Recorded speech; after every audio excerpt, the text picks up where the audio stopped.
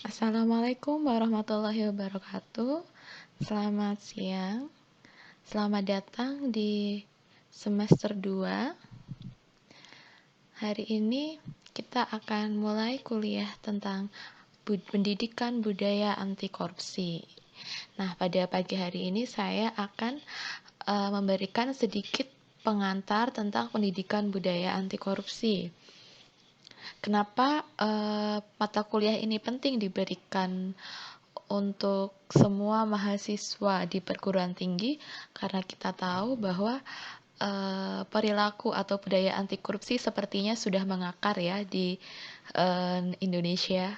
Bahkan yang terbaru, ada isu terbaru bahwa ternyata kerja paksa itu yang pembangunan jalan Anyar Panarukan itu pada masa Denles itu ternyata bukan kerja paksa, tapi sebenarnya sudah diberikan upah, tetapi ternyata dikorupsi oleh ajudan-ajudan yang berasal dari bangsa kita sendiri. Jadi sepertinya korupsi ini sudah mengakar di Indonesia sejak dahulu kala.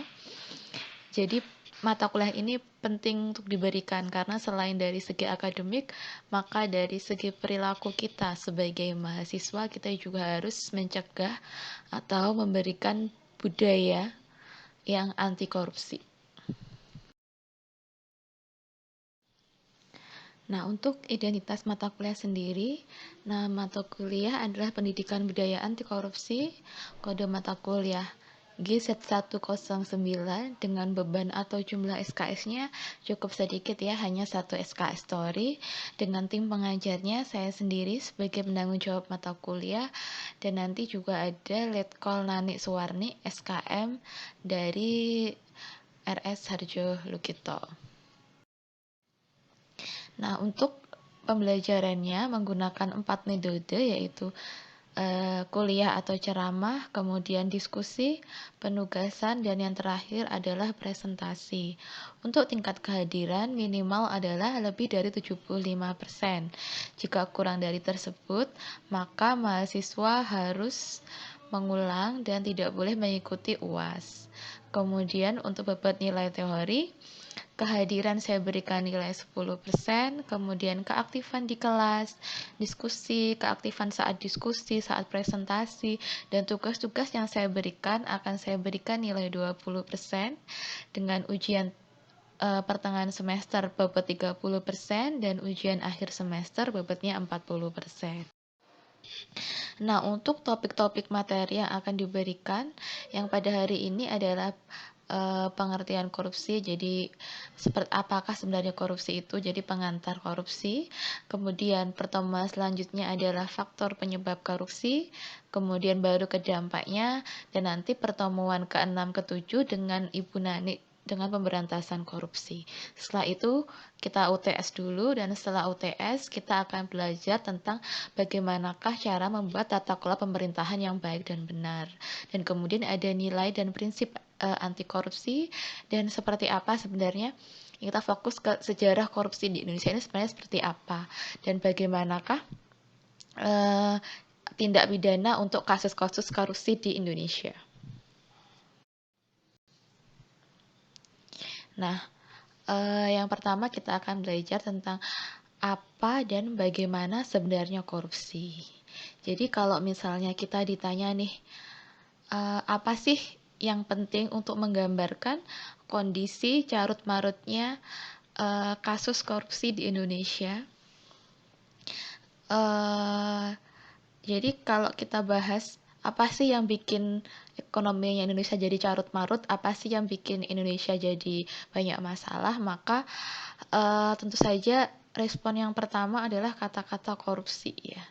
Jadi kata ini jelas berkonotasi negatif karena identik dengan pelanggaran hukum dan penyalahgunaan wewenang yang umumnya ini dilakukan oleh pemerintah atau penyelenggara negara yang melibatkan juga masyarakat luas. Nah, korupsi ini merupakan permasalahan yang menjadi perbincangan pada semua kalangan masyarakat. Permasalahan korupsi sesungguhnya telah ada sejak lama, bahkan sejak Tadi pertama kali manusia mengenal tata kelola administrasi. Nah, mengapa masalah korupsi ini tetap atau akan aktual akan dibahas, bahkan perlu diwujudkan menjadi sebuah pembelajaran, walaupun sudah berlangsung sejak lama, ternyata negara Indonesia kita ini belum bebas dari korupsi. Bahkan upayanya itu telah dilakukan sejak masa Orde Lama ya, sejak masa Bapak Soekarno sampai hingga masa Orde Baru ya. Tetapi upaya-upaya itu sampai sekarang masih menemukan jalan-jalan buntu. Nah, jadi korupsi itu adalah sesuatu. Jadi yang paling susah itu adalah buah itu kan dia busuknya itu dari dalam. Jadi korupsi itu sama seperti ulat pada buah. Jadi pembusukan dari dalam buah itu sendiri.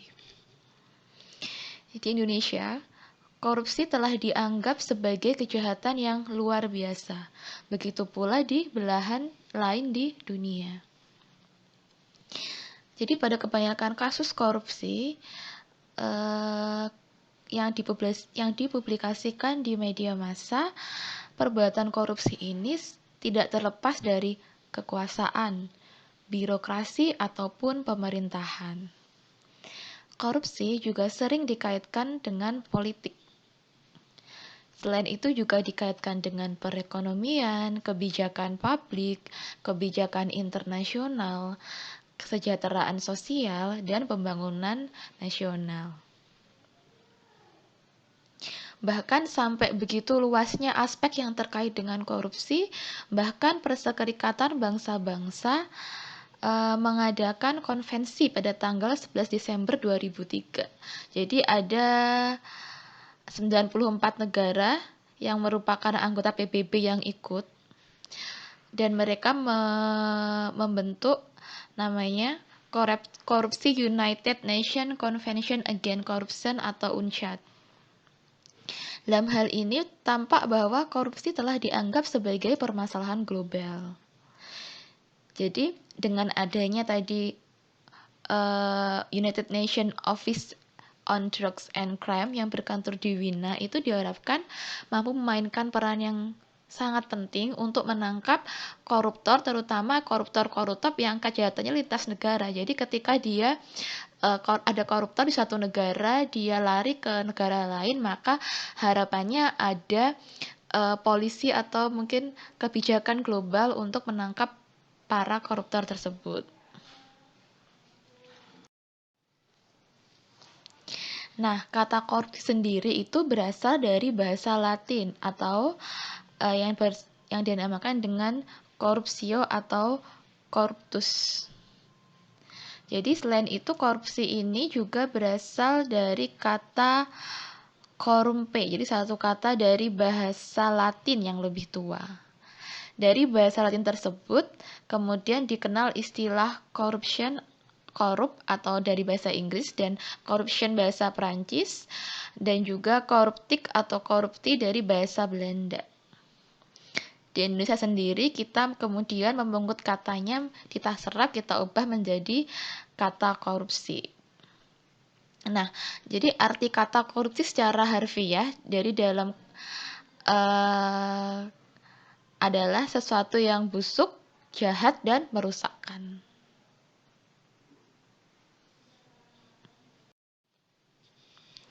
Nah, pengertian korupsi ini bermacam-macam ya.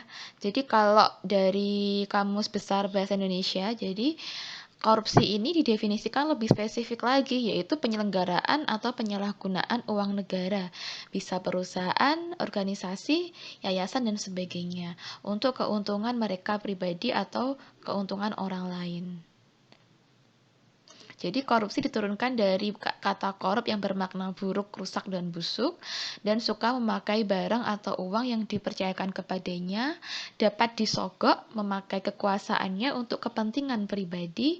Selain itu, kata koruptif yang bermakna bersifat korupsi dan pelakunya disebut sebagai koruptor.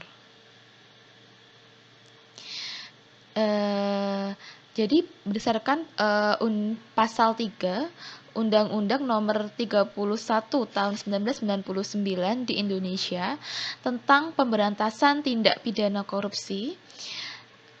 Korupsi dikategorikan sebagai tindakan setiap orang dengan tujuan menguntungkan diri sendiri atau orang lain.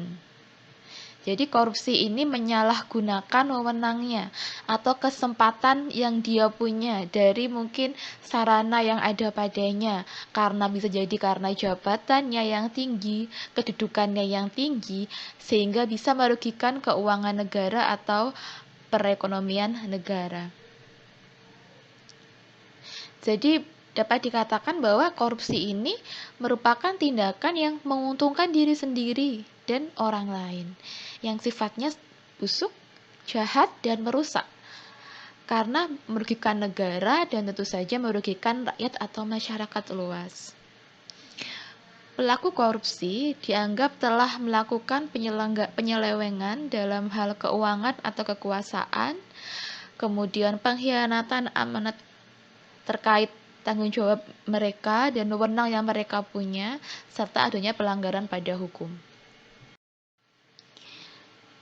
Untuk pemahaman lebih lanjut terkait dengan korupsi, maka kita harus tahu apa sih sebenarnya ciri-ciri korupsi, agar kita bisa mengidentifikasi hal apa saja sih sebenarnya yang termasuk tindakan korupsi. Jadi, Syed Hussein Alatas, seorang sosiolog asal Malaysia, dia mengemukakan beberapa ciri-ciri dari korupsi. Ada 8 ya. Yang pertama adalah suatu pengkhianatan terhadap kepercayaan. Jadi misalnya seseorang ini diberikan amanah seperti memimpin, kemudian dia menyalahkan wewenangnya untuk kepentingan pribadinya, golongan, atau mungkin kelompoknya sendiri. Yang kedua adalah penipuan terhadap pemerintah, lembaga swasta, atau masyarakat umumnya. Jadi di sini adalah suatu usaha untuk memperoleh keuntungan dengan mengatasnamakan suatu lembaga atau mungkin suatu pemerintahan. Seperti misalnya penipuan. Jadi dikatakan bahwa misalnya memperoleh hadiah dari undian suatu perusahaan, padahal sesungguhnya perusahaan tersebut tidak menyelenggarakan undian. Yang ketiga, dengan sengaja melalaikan kepentingan umum untuk kepentingan khususnya. Contohnya yang paling sering terjadi yaitu mengalihkan anggaran keuangan yang semestinya untuk kegiatan sosial ternyata digunakan untuk kegiatan kampanye atau partai politiknya sendiri. Ini paling sering terjadi di dunia politik ya. Kemudian, lakukan dengan rahasia, kecuali dalam keadaan di mana orang-orang yang berkuasa atau bawahannya menganggapnya tidak perlu. Jadi biasanya dan paling seringnya korupsi ini dilakukan secara sembunyi-sembunyi untuk menghilangkan adanya penyimpangan, jadi menghilangkan jejak yang dilakukannya.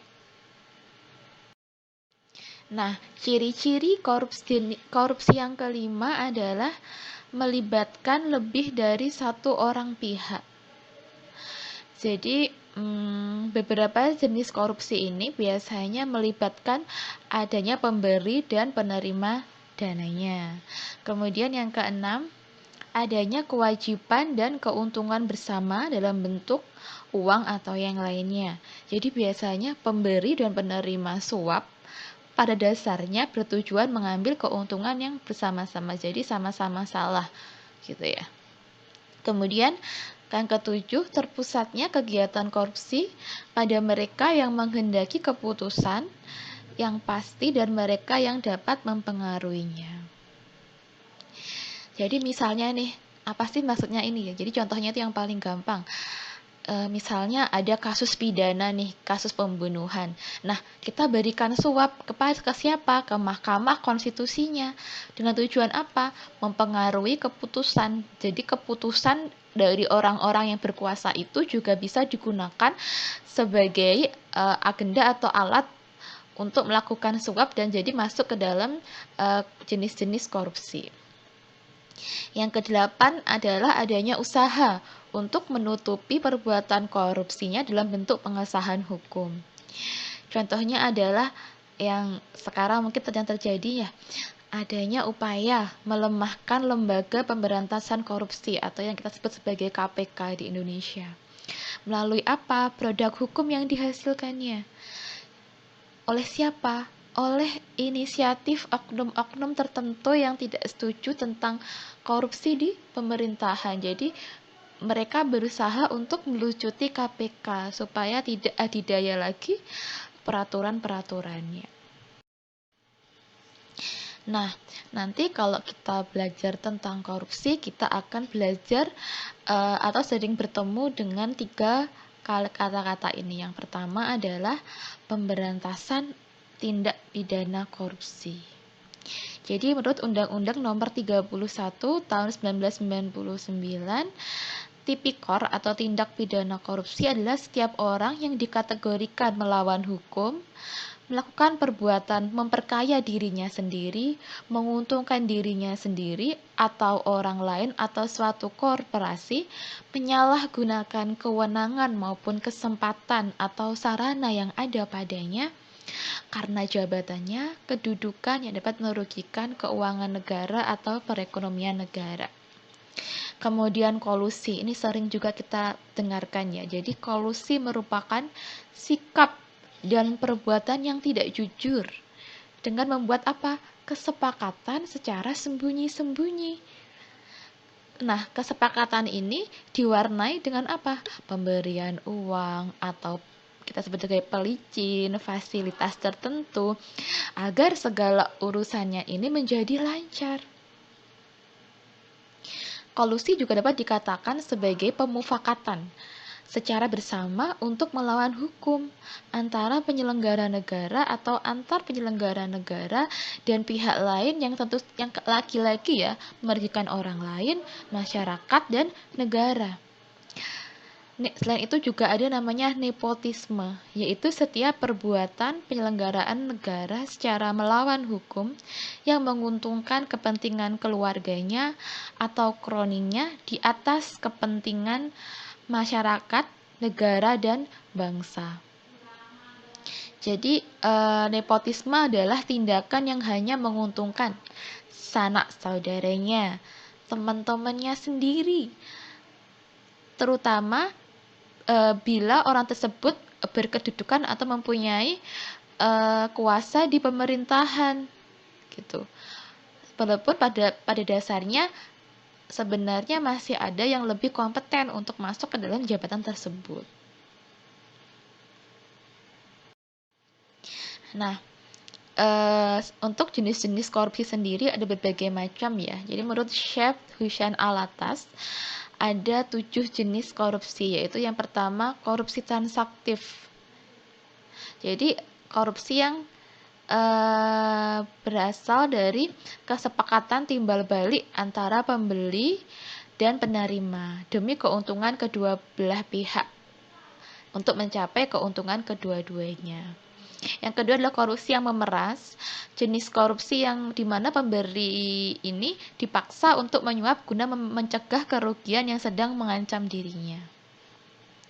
Yang ketiga adalah korupsi investif. Ini adalah penunjukan yang tidak sah terhadap teman atau sanak saudaranya untuk memegang jabatan dalam pemerintahan atau tindakan yang memberikan perlakuan yang mengutamakan dalam bentuk uang atau bentuk-bentuk lain kepada mereka. Ini paling sering terjadi di pemerintahan ya.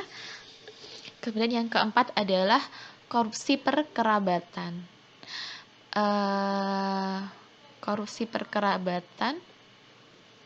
Oh, salah. Yang tadi saya terangkan itu korupsi perkerabatan.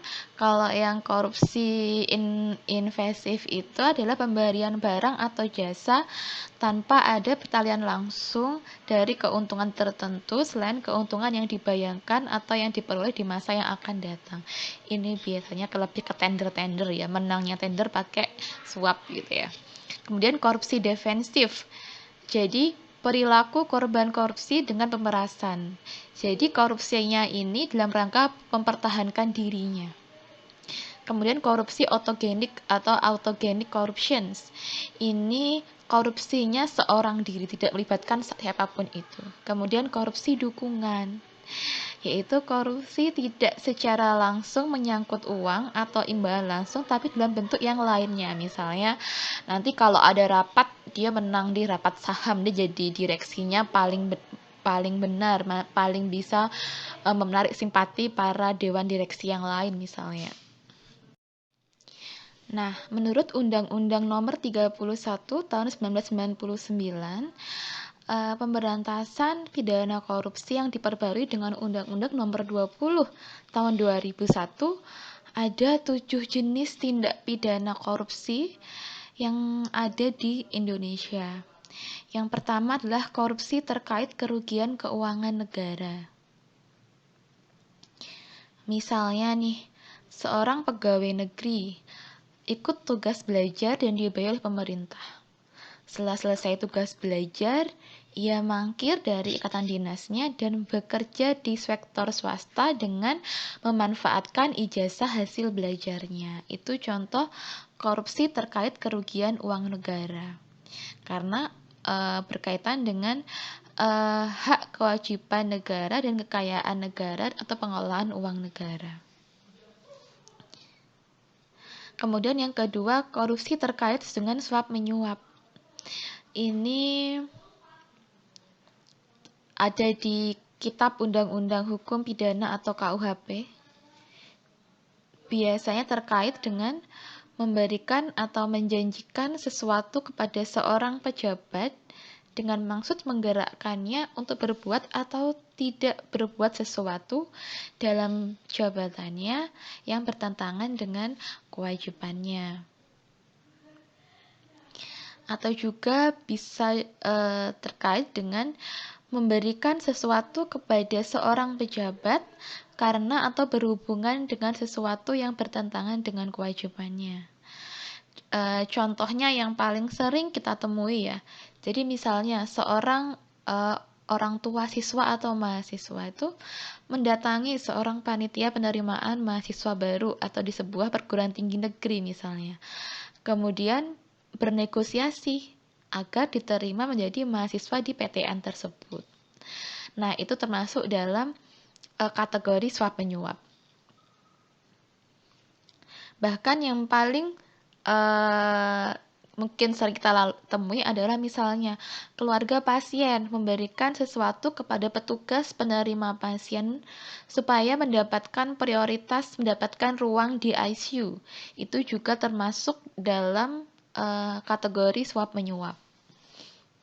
Yang ketiga adalah korupsi terkait dengan penggelapan dalam jabatan. Nah, kejahatan korupsi ini diatur dalam pasal 8, 9, dan 10 Undang-Undang Nomor 31 Tahun 1999. Nah, silahkan nanti dicek sendiri tentang apa saja pasal-pasalnya ya. Contoh kasusnya misalnya nih, seorang pejabat yang berwenang menerbitkan surat penghapusan ganti rugi kehilangan mobil dinas di luar jam kerja oleh seorang pegawai. Padahal seharusnya tuh yang bersangkutan harus mengganti kehilangan mobil tersebut. Kemudian yang keempat, tindak pidana korupsi pemerasan, yaitu suatu usaha pemaksaan dengan kekerasan atau ancaman kekerasan sehingga orang itu menyerahkan sesuatu atau mengadakan uang atau mungkin menghapus piutang tertentu dengan syarat kemudian juga memakai rayuan, nama palsu, martabat palsu, dan tipu muslihat. Tindak pidana ini diatur dalam pasal 12 poin EFG Undang-Undang Nomor 20 Tahun 2001. Contohnya misalnya yang terjadi mungkin di kesehatan ya, seorang petugas imunisasi menggunakan alat suntik untuk kegiatan imunisasi di posyandu. Nah, padahal sebenarnya alat suntiknya ini sudah dapat dari keuangan atau kas negara. Nah, tapi petugas itu meminta untuk warga yang imunisasi di posyandu untuk mengganti biaya alat suntik. Yang kedua, misalnya sebuah institusi atau sekolah atau mungkin perguruan tinggi seharusnya tidak boleh menarik uang kepada mahasiswa. Tetapi karena alasan PKL kemudian mewajibkan mahasiswanya untuk membayar kegiatan PKL, itu juga masuk dalam tindak pidana pemerasan. Yang kelima adalah tindak pidana perbuatan curang. Jadi korupsi pada perbuatan curang. Ini diatur dalam pasal 7 dan pasal 12 huruf H Undang-Undang Nomor 31 Tahun 1999 yang diperbarui oleh Undang-Undang Nomor 20 Tahun 2001. Ini kalau tindak pidana yang seperti ini itu bisa dipidana paling singkat 2 tahun dan paling lama 7 tahun ya. Dengan dendanya itu paling sedikit 100 juta rupiah. Contoh kasus perbuatan curang ya. Misalnya nih, seorang penyedia barang mengirimkan order barangnya tidak sesuai dengan spesifikasi. Nah, itu dalam konteks contoh pidana curang. Nah, yang di bidang gizi apa? Nih, misalnya nih, petugas gizi harusnya memberikan diet 2100 kilokalori ke pasien. Ternyata dia cuma menyajikan diet 1700 kilokalori. Itu juga sudah masuk kasus pidana korupsi curang ya. Kemudian misalnya lagi dari perilakunya sendiri. Misalnya nih ada mahasiswa, dia membuat laporan kegiatan praktek klinik dengan menggunakan data yang tidak sebenarnya. Itu juga sudah termasuk sebenarnya ya dalam kasus perilaku korupsi curang. Jadi hasil manipulasi data entah di praktek klinik kemudian bikin KTI itu sudah masuk tindakan korupsi ya. Atau yang paling kecilnya misalnya seorang mahasiswa nih bikin catatan kecil digunakan untuk menyontek, ya itu perbuatan curang juga, masuk dalam korupsi. Kemudian yang keenam, tindak pidana korupsi terkait benturan kepentingan dalam pengadaan. Hal ini diatur dalam pasal 12 huruf F Undang-Undang Nomor 31 Tahun 1999 ya. Contoh kasusnya misalnya panitia lelang barang ingin memutuskan pemenang lelangnya. Ternyata nih pas waktu lelang di pengadaan barang di Ruspal misalnya, ada anggota keluarga atasannya yang mengikuti tender itu tadi. Akhirnya panitia memutuskan keluarga atasannya lah yang dimenangkan. Karena ada apa? Ada tekanan atau mungkin titipan nih dari sang atasan. Ya karena nggak berani dong, karena atasannya. Jadi berbenturan dengan kepentingan dalam pengadaan. Kemudian yang terakhir yaitu tindak pidana korupsi terkait dengan gratifikasi. Jadi sebenarnya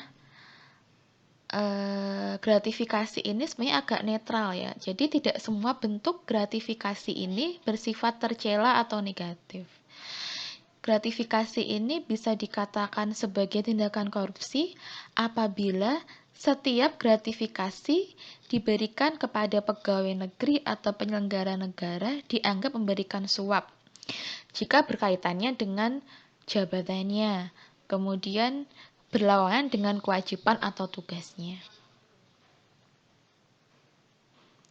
Gratifikasi ini diatur pada pasal 12 huruf B Undang-Undang Nomor 20 Tahun 2001, di mana pegawai negeri atau penyelenggara negara yang menerima hadiah padahal diketahui atau patut diduga bahwa hadiah tersebut diberikan sebagai akibat atau disebabkan karena telah melakukan atau tidak melakukan sesuatu dalam jabatannya yang bertentangan dengan kewajibannya sebagai pegawai negeri.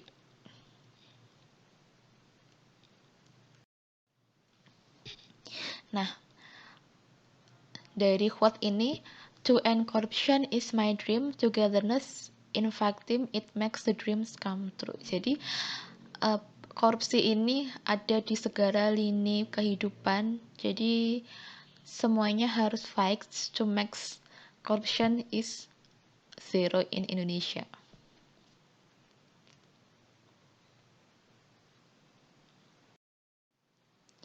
Nah, selanjutnya ada tugas kuis atau kelompok.